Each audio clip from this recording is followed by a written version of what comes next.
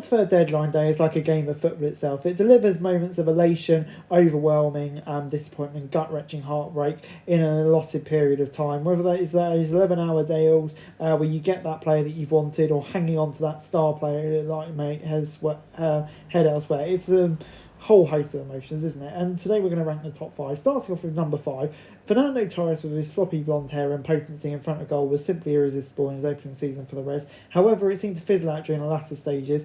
This led to Liverpool spending a lot of money, 50 million in total, 35 on Andy Carroll and 22 pounds on Luis Suarez. Talk about difference in businessmen. Obviously, Carroll having a much less successful time, whereas Luis Suarez have proved to be a great signing. Number 4 is David De Gea to Manchester United. It sounds rather like an anticlimactic crime fiction novel or the title of an episode of a daytime TV. After a shaky start to his time, he began establishing himself. However, there was lots of dramas when it came to the deal. It felt like United had finally managed to lure in their way when a faulty fax machine saw the move derailed at the last minute. However, it was later revised, luckily for Manchester United. Number 3 is Tevez and Mascherano to West Ham. Obviously, a very famous transfer. Then with Alan Pardew.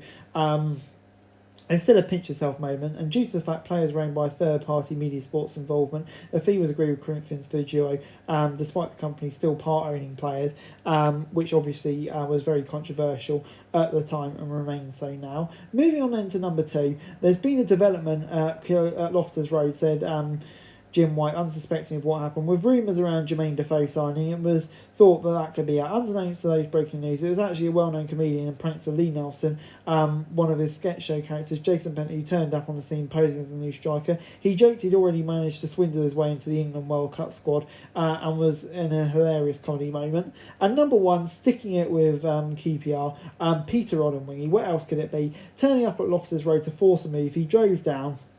And when reports filtered through to Jim White and his Sky Sport deadline day ensemble that he was there, and to viewers' surprise, he actually gave an interview. Unfortunately for the forward, the deal stalled, and he was left to head back to West Brom with a lot of explaining. Anyway guys, that's it for this video. Thanks very much for watching. Remember to like, share, subscribe, follow us on our socials, link in the description below for daily football news, meme and content. Subscribe to our other channels on screen right now, that'd be greatly appreciated. Thanks very much for watching. Peace out.